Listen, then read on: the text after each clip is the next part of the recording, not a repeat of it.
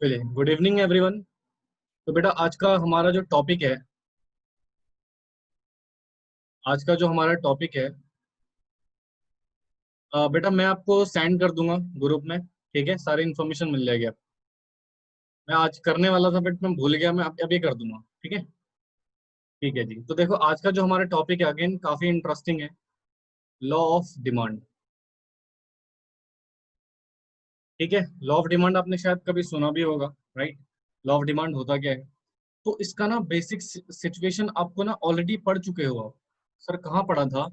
Own price of commodity, जब मैंने आपको पढ़ाया था बेटा, तो वहां पर आपने पढ़ा था कि sir that is law of demand का स्ट्रक्चर क्या होता है, जो आप ऑलरेडी डिस्कस कर चुके हो ऑन प्राइस ऑफ कमोडिटी के केस में।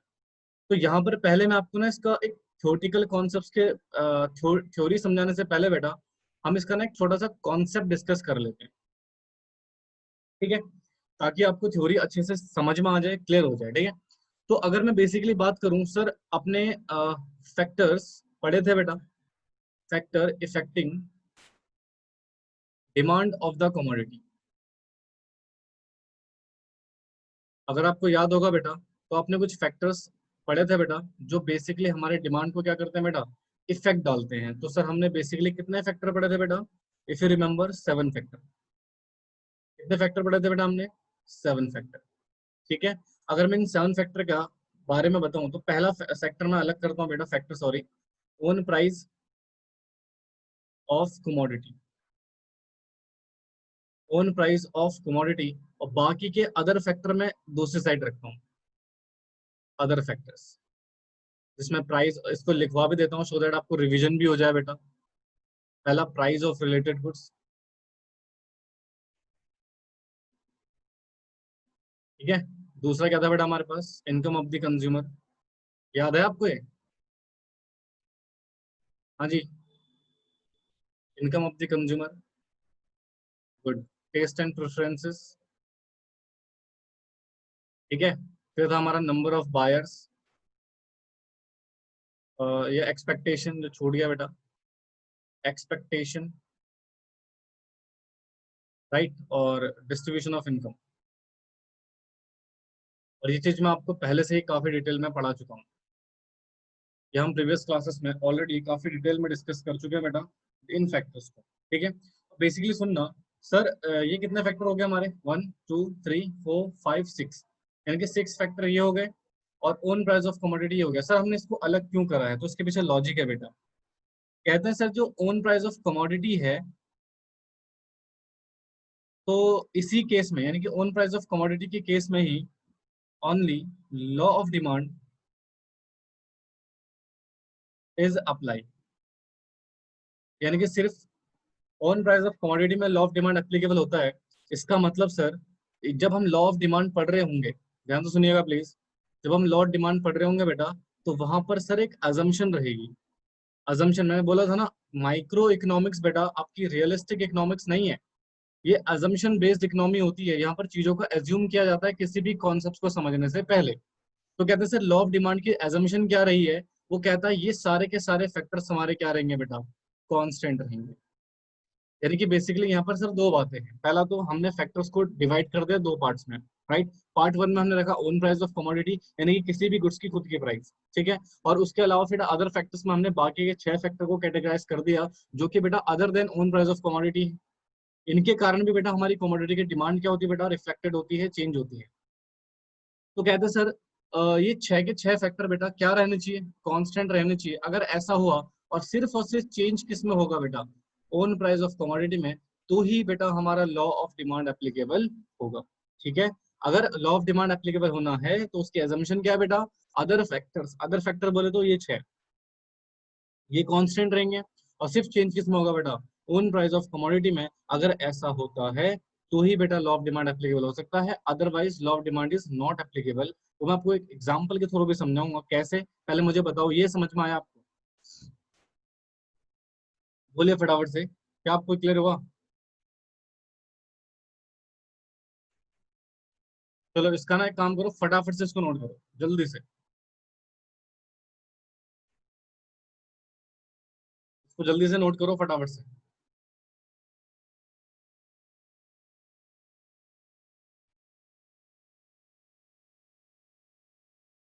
नोट कीजिए बेटा इसको।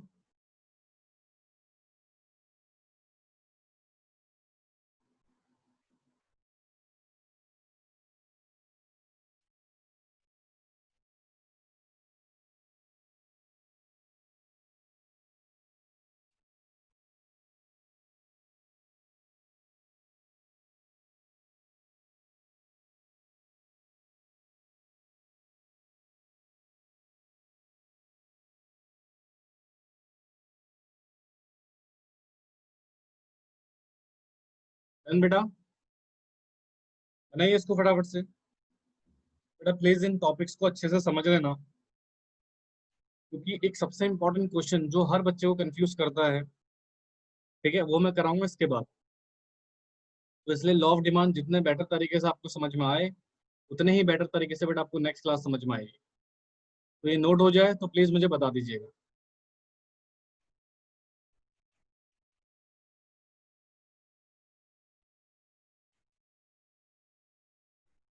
बेटा affected demand for the commodity, factors affected या इफेक्टिंग, इसको इफेक्टिंग लिख लो ज्यादा बेटर रहेगा, डिमांड ऑफ द कमोडिटी। बेटा इसको ना इफेक्टिंग कर लेना, affecting it's better word, factor affecting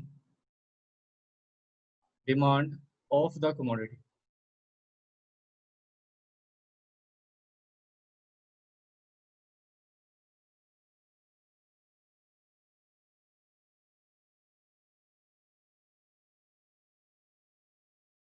हो गया ना लाइक हो?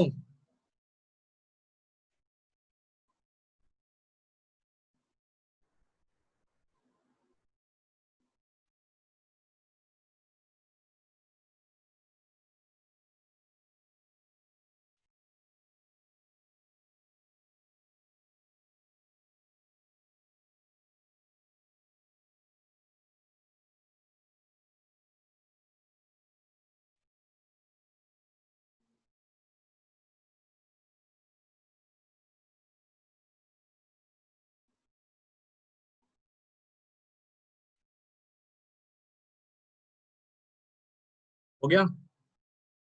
ये बेटा थोड़ा स्पीड बढ़ाओ, स्पीड बढ़ेगी तभी तो अच्छे से होगा।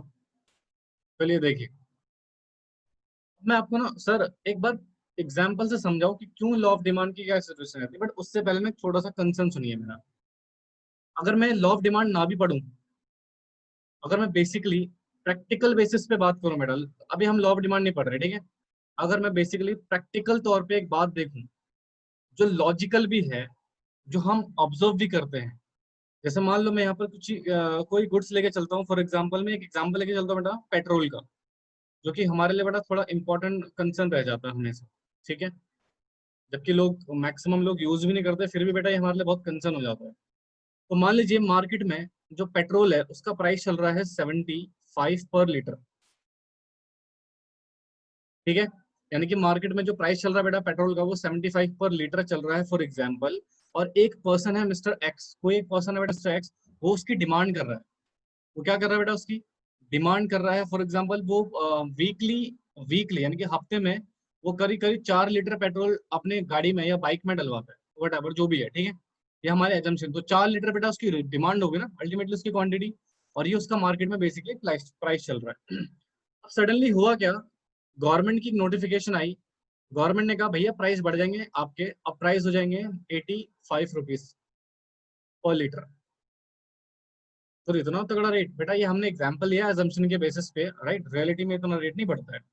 अब क्वेश्चन आता है सर एकदम से 10 रुपए रेट बढ़ने से मैं क्या पेट्रोल ज्यादा खरीदूं, या कहीं ना कहीं बेटा मेरी पेट्रोल की खपत कम हो जाएगी।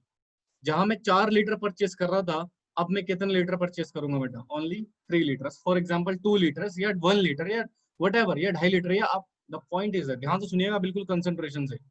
सर जनरली तो यही होता है, तो आज तक हम करते भी आए हैं, अगर किसी गुड्स की प्राइस बढ़ जाए तो कहीं ना कहीं हम सोचते हैं यार चलो इसकी डिमांड में थोड़ा कटौती करें। तो ये तो बेटा प्रैक्टिकली ऐसा होता है कि सर किसी गुड्स की प्राइस बढ़ जाती है तो हम उसकी डिमांड क्या कर देते हैं बेटा, कम कर देते हैं। और यही उल्टा हो जाए, अगर ये पेट्रोल 65 रुपए का हो जाता बेटा तो शायद मैं 5 लीटर डलवाता। तो यानी कि सर अगर प्राइस कम होता तो बेसिकली मैं क्या कर देता बेटा, डिमांड को बढ़ा देता। तो सर बेसिक ये जो आपने प्रैक्टिकली तौर पे चीजें पढ़ी है ना, यही बेटा लॉ ऑफ डिमांड है। यही लॉ ऑफ डिमांड है बेटा। लॉ ऑफ डिमांड बेसिकली क्या कहता है कि प्राइस के बढ़ने से डिमांड कम हो जाती है और प्राइस के कम होने से डिमांड बढ़ जाती है। तो बेटा लॉ ऑफ डिमांड कुछ नया नहीं कह रहा, जो प्रैक्टिकली ह्यूमन बिहेवियर है किसी पर्टिकुलर कमोडिटी को लेकर, वही बेटा लॉ ऑफ डिमांड एक्सप्लेन कर रहा है। तो अभी हमने थ्योरी डिस्कस नहीं करी, मैं आपको जस्ट आपके पॉइंट ऑफ व्यू से ही समझा रहा हूँ कि इस तरह की सिचुएशन होती है प्रैक्टिकली। क्वेश्चन आता है सर, इसी में मैं कुछ चीजें ऐड कर रहा हूँ। देखो ये तो लॉ ऑफ डिमांड है, इट्स ओके विद दैट, ठीक है। अब यहाँ पर मैं कुछ चीजें ऐड कर रहा हूँ, तो बिल्कुल कंसंट्रेशन से सुनिएगा please, don't try to write. मैं कुछ चीजें इसमें जोड़ रहा हूँ। सर ये जो मिस्टर, मान लो ये यहाँ पर आप एग्जाम्पल ले लेते हैं बेटा मिस्टर एक्स का। सर साइमल्टेनियसली क्या हुआ मार्केट में ना, मिस्टर जो एक्स थे हमारे, मिस्टर जो एक्स थे हमारे, उनकी इनकम में भी इंक्रीजमेंट हो गई। यानी कि पहले वो मंथली मान लो 15,000 रुपए कमा रहे थे पर मंथ, अब सडनली उनकी सैलरी बढ़ गई बेटा और ये 2,500 हो गई, सॉरी 1,000 हो गई। मुझे एक बात बताओ, इनकम बढ़ गई, तो बेटा मुझे एक बात बताइए, उनके प्राइस में कितने का इजाफा हुआ है पेट्रोल की जो परचेस करते थे नॉर्मली 10 रुपए का, और उनकी इनकम में कितना इजाफा हुआ है बेटा 10,000 रुपए का। Do you think, do you think उनको फर्क पड़ेगा बेटा? वो सर बेसिकली प्राइस के बढ़ने पर भी डिमांड उतनी ही करेगा जितनी पहले कर रहा था। यस और नो? बिल्कुल। तो बेटा मुझे एक बात बताओ, यहाँ पर प्राइस बढ़ी बट फिर भी आप 4 लीटर ही पेट्रोल परचेस कर रहे हो, तो क्या प्राइस के बढ़ने से डिमांड पे कोई फर्क पड़ा? नहीं पड़ा सर। तो क्या यहाँ पर लॉ ऑफ डिमांड अप्लाई हो पाया? हाँ जी बच्चे बोलिए, क्या लॉ ऑफ डिमांड यहाँ पर अप्लाई हो पाया?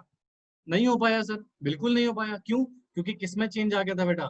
इनकम में। इसलिए बेटा लॉ ऑफ डिमांड की अजम्पशन रहती है, लॉ ऑफ डिमांड एक अजम्पशन लेके चलता है कि भैया मैं अप्लीकेबल तभी हूंगा जब ये अदर फैक्टर क्या रहेंगे बच्चों, कांस्टेंट रहेंगे। आई होप सो आपको समझ में आया हो। हाँ जी बच्चे बोले फटाफट से। लॉ ऑफ डिमांड क्यों अप्लीकेबल होता है, इसका लॉजिक आपके सामने ये है, सिर्फ ऑन प्राइस ऑफ कमोडिटी के केस में। एंड आई होप सो आपको चीजें क्लियर हो गई हों। इसको फटाफट से आप नोट कीजिए बेटा, और एज इट इज नोट करना जैसे मैंने करवाया प्लीज। चलिए लिखिए। अभी बेटा मैंने आपको थ्योरी नहीं लिखवाई है, थ्योरी अभी मैं लिखवाऊंगा। अभी हमने सिर्फ और सिर्फ कॉन्सेप्ट डिस्कस करा है, ताकि आपके माइंड में ना छोटा छोटा डाउट भी ना रहे। चलिए फटाफट से इसको नोट कीजिए जल्दी से।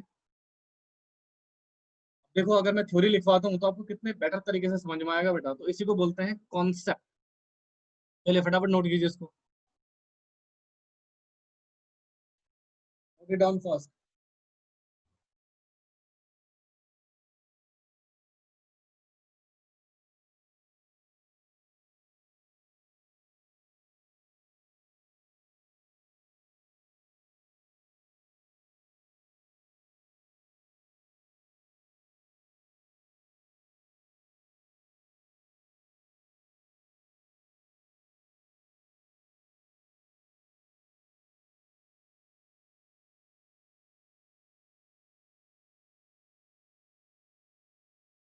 हो गया बेटा? बड़ी स्पीड में लिख रहे हो, साथ के साथ लिख रहे थे क्या?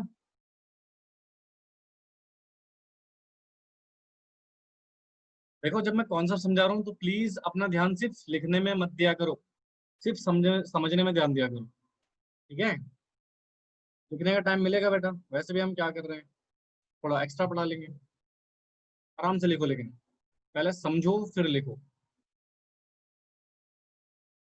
बाकी लिखा? ऋषभ आपका आपका हुआ बेटा?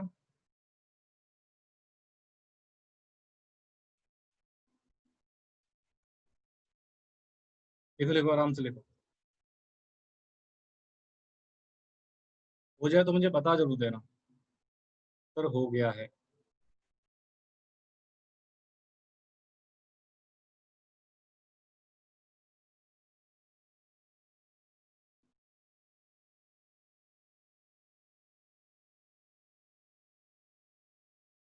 हाँ बेटा, पता नहीं कहाँ सो रहे हैं नालायक।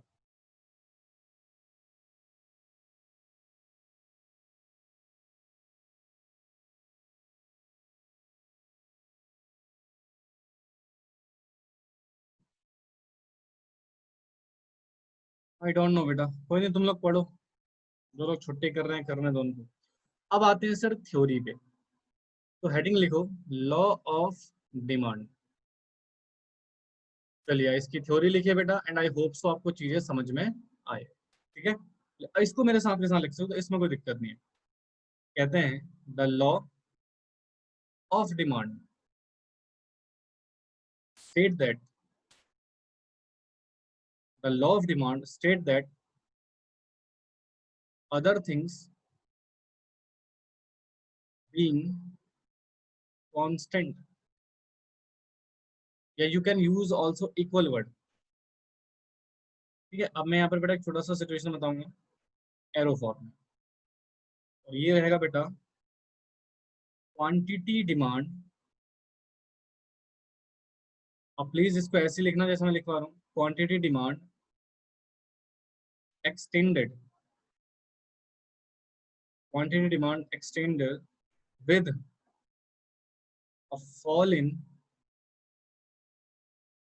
price of the commodity.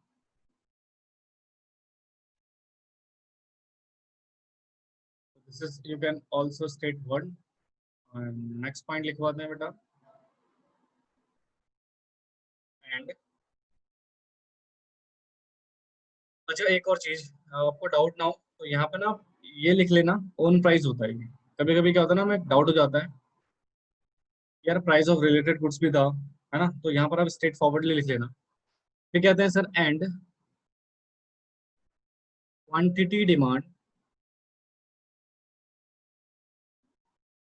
Contracted contracted with a rise in, मैं डायरेक्ट ओन प्राइस लिखवा देता हूँ यहाँ पे, ठीक है बेटा, own price of the commodity. या आप नॉर्मली ऐसे लिख सकते हो, वाइस वर्सा भी यूज कर सकते थे इस वाली सेकंड वाली लाइन के लिए, बट ठीक है पूरा लिख लो, ज्यादा बेटर है। तो यहाँ पर सर अगर मैं एक नोट पॉइंट लिखूं तो यहाँ कह सकते हैं देयर इज अ इनवर्स या नेगेटिव रिलेशन बिटवीन, दो चीजों के बीच में बेटा, पहला own price of commodity and quantity demand, this is the point. और इसका एक छोटा सा चार्ट भी बना देता हूँ बेटा, सो दैट कि आपको चीजों को और बेटर तरीके से समझ में आए। तो नोट बेसिकली बेटा एक चार्ट को डेडिकेटेड है, यानी कि सर अगर किसी गुड्स की प्राइस बढ़ जाती है देन डेफिनेटली उसकी डिमांड क्या हो जाती है बेटा, कम हो जाती है। अगर उसकी प्राइस बेटा कम हो जाती है तो उसकी डिमांड क्या हो जाती है, बढ़ जाती है। That is general situation. तो इसी को बोलते हैं बेटा इनवर्स रिलेशन। देखो ना सेम डायरेक्शन में है या डिफरेंट डायरेक्शन में है बेटा, inverse relation as price and demand is move opposite direction, opposite direction of each other, opposite direction of each other. ठीक है, तो देख लीजिए प्राइस बढ़ा, डिमांड कम, ये बढ़ रहा है ये कम हो रहा है, अपोजिट डायरेक्शन हो गई, इसलिए कहते हैं इसको ये इनवर्स रिलेशनशिप के अंदर आता है। यानी कि दोनों के बीच में बेटा नेगेटिव या इनवर्स रिलेशनशिप है, वट एवर यू सेड। चलिए बेटा इसको नोट कीजिए प्लीज। आई होप सो आपको दिक्कत ना हो समझने में। हाँ जी, समझ में आया? बोलो फटाफट से। हाँ जी वेरी गुड, चलो लिखो इसको, नोट कीजिए इसको आराम से।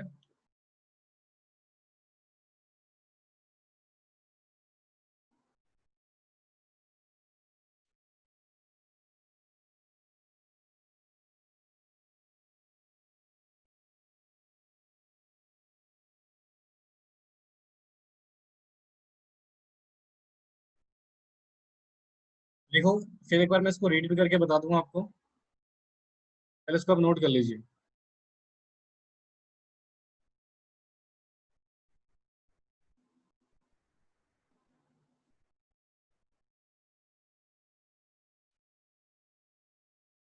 हो गया जी? चलिए देखते हैं एक बार इसके डेफिनेशन को, ठीक है बेटा। कहाँ पे पूछ रहे हो आप?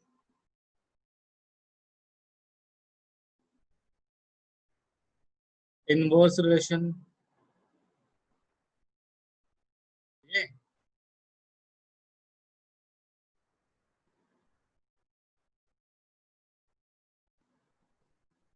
वन प्राइस ऑफ कमोडिटी है ना। मैं बोल क्या रहा नालायक। कोई नहीं, अभी मैं डिक्टेट करूंगा तो लिख लेना। देखो कह रहे थे law of demand state that, law of demand बेटा ये स्टेट करता है, बताता है अदर थिंग्स बीइंग इक्वल। ये अदर थिंग्स क्या था बेटा हमारा, अभी हमने पढ़ा था ना कॉन्सेप्ट में, वो जो 6 अदर फैक्टर थे, वो जो 6 फैक्टर थे बेटा, उनकी बात कर रहा है। वो क्या रहने चाहिए बेटा, कांस्टेंट। यानी कि चेंज सिर्फ किस में होगा, ऑन प्राइस ऑफ कमोडिटी में। ठीक है, कहता है quantity demand extended, quantity demand extended, extended का मतलब होता है बढ़ना।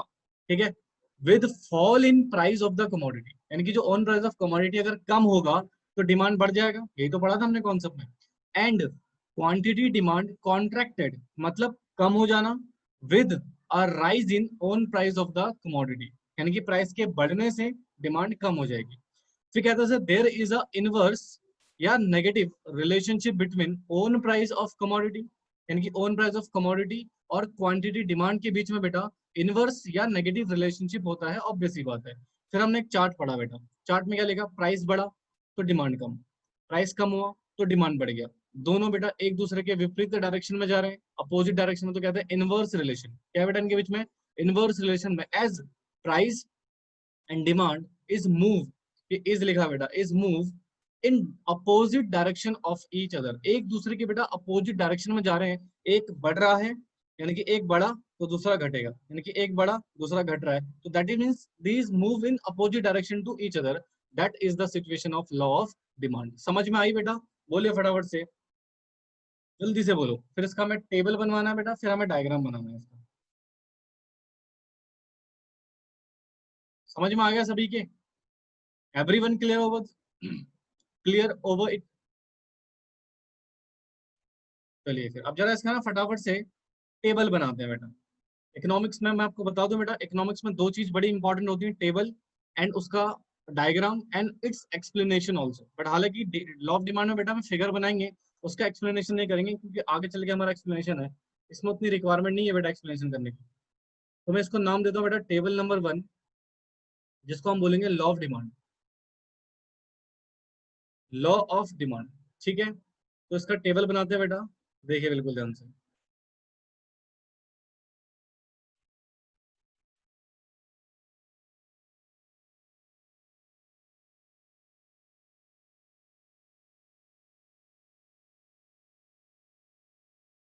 देखिए, तो ये दो कॉलम बनाए बेटा हमने।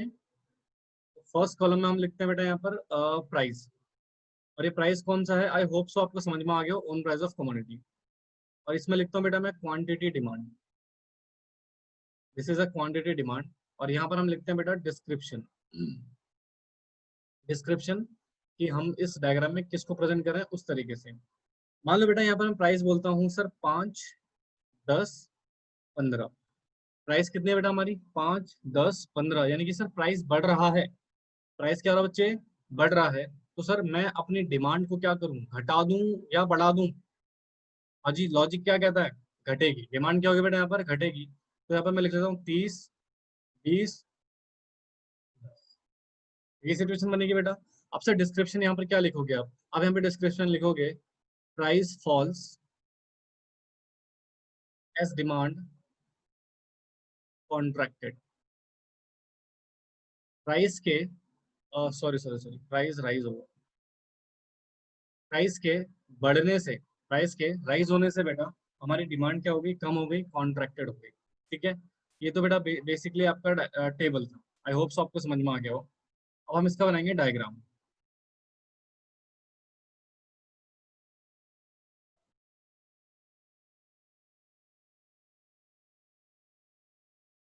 एक चैप्टर बेटा ऐसा आएगा जहां पर आपको करीब करीब तो एक चैप्टर में 21 डायग्राम्स बनाने पड़ेंगे।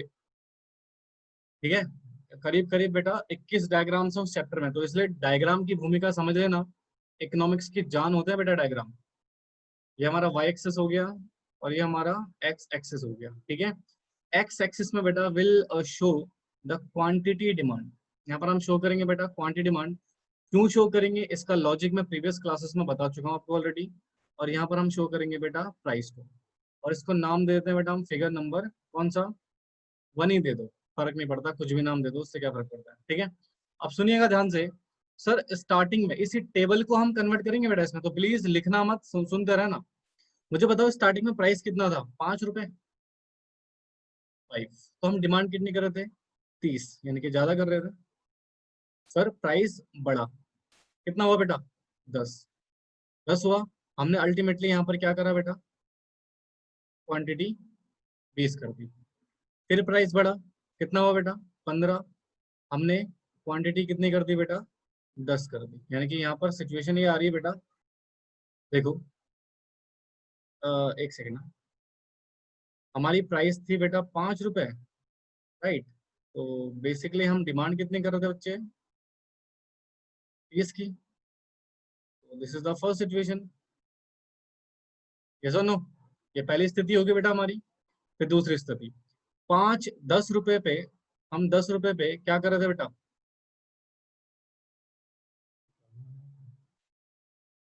हम परचेज कर रहे थे 20 क्वांटिटी।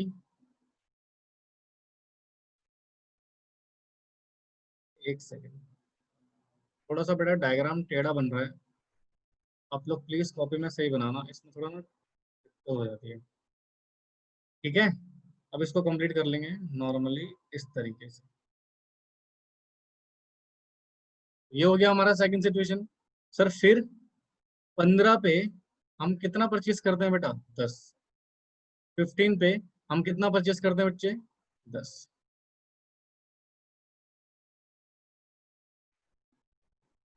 ये तो अल्टीमेटली यहाँ पर क्या बन गई बेटा, 3 सिचुएशन बन गई। कितने सिचुएशन बन गए बेटा, 3। यानी कि this point, this point and this point. अगर मैं इन सारे पॉइंट्स को प्लॉट कर दूं, प्लॉट का मतलब जानते हो बेटा, जोड़ देना।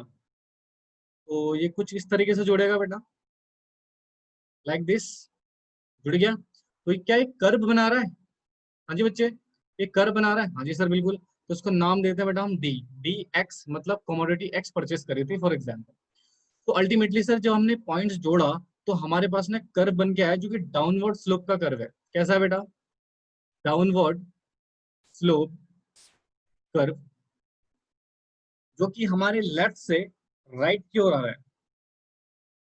क्या रहा बेटा, लेफ्ट से राइट की ओर आ रहा है, from from left to right. ये कैसा रहा बेटा, फ्रॉम लेफ्ट टू राइट।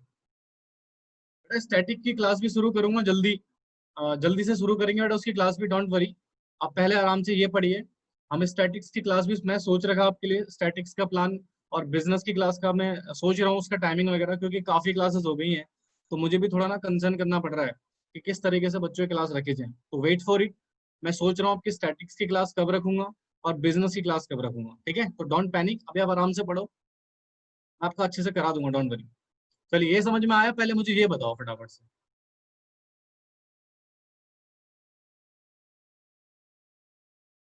तो बनाओ इसको फटाफट, बनाइए इसको फटाफट से, मेक इट फास्ट। और आप इसका एक्सप्लेनेशन भी लिख सकते हो वैसे, normally.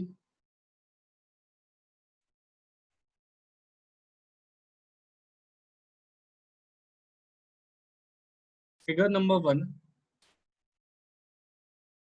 Presenting graphical, graphical presentation, या एक काम करो, ये प्रेजेंटिंग से बेटर है यहाँ पर शोइंग लिखना। Figure 1 showing graphical presentation of the law of demand, ठीक है, विच शोइंग।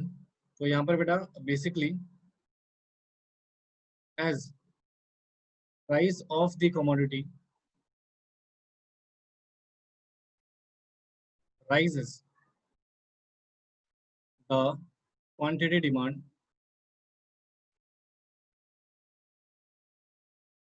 contracted। ठीक है, ये लिख सकते हो नॉर्मली यार, ब्रैकेट लिख लेना। When price is 5, quantity demand कितनी थी बेटा हमारी, 30 यूनिट्स। और जब हमारा प्राइस कितना था बेटा, 10 रुपए, तो हमारी क्वांटिटी डिमांड कितनी थी, दैट इज 20 यूनिट्स एक्सेट्रा। बस इसको लिख लेना और कुछ ज्यादा लिखने की जरूरत नहीं है इसमें। चलिए नोट इट डाउन फटाफट।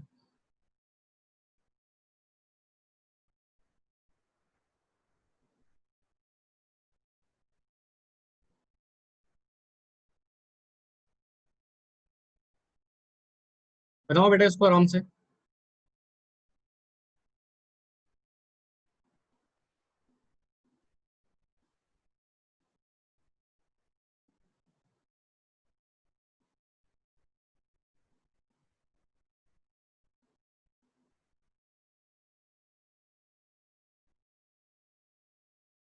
बनाया बेटा,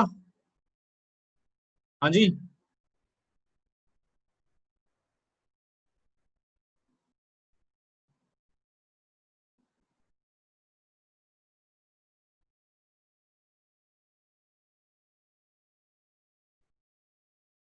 हो गया, सभी का हो गया।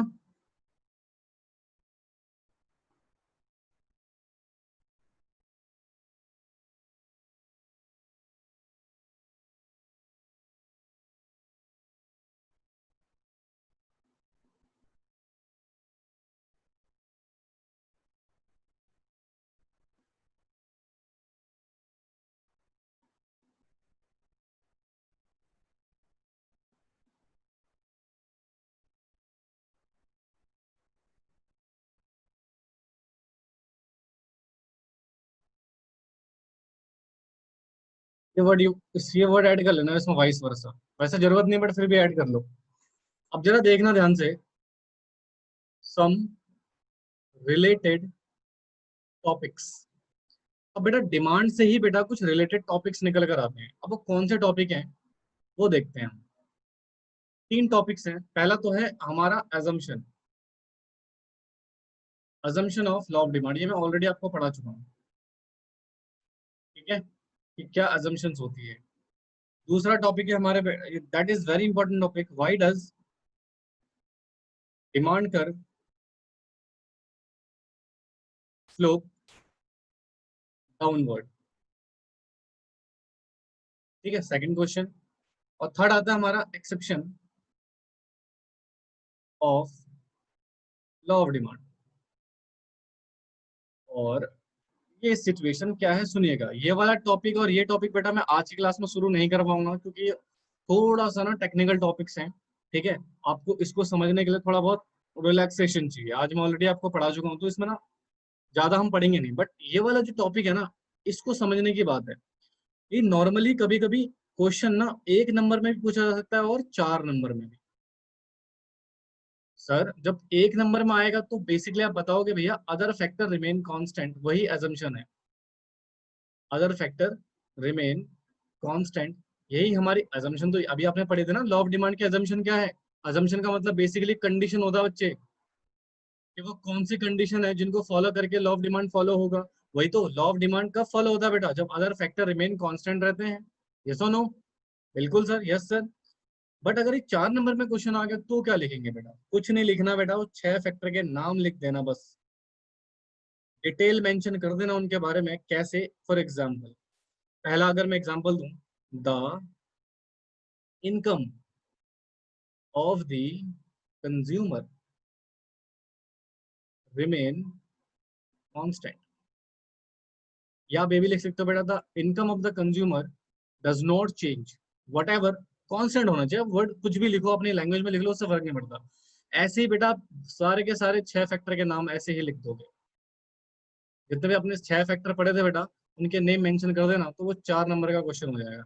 1 नंबर में आएगा तो सिर्फ अदर फैक्टर रिमेन कांस्टेंट लिखना है, या आपका ऑब्जेक्टिव बेसिस पे क्वेश्चन पे आएगा एमसीक्यू वाला, और 4 नंबर में आया बेटा, तो इस तरीके से हमें सारे फैक्टर के नाम लिख के उनके लास्ट में ये लिख देना, रिमेन कांस्टेंट या does not change, remain constant या डज नॉट चेंज, वट जो भी आपको बेटर लगे वो आप कर सकते हो। बाकी ये जो 2 सिचुएशन है बेटा, ये मैं आपको नेक्स्ट क्लास में ही करा पाऊंगा, क्योंकि थोड़े से इंपॉर्टेंट है, थोड़ा इसमें टाइम लगेगा।